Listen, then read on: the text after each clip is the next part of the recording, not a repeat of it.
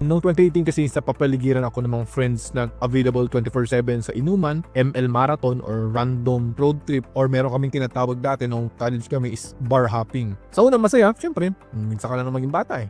Pero sa katagalan, iisipin mo lang talaga, kapag inaaya ka at nag-hustle-hustle ka talaga at gusto mo maging successful, doon mo lang talaga ma-realize na wait lang, bakit ang dami nilang time? Bakit sila free ng Tuesday afternoon para sa gala?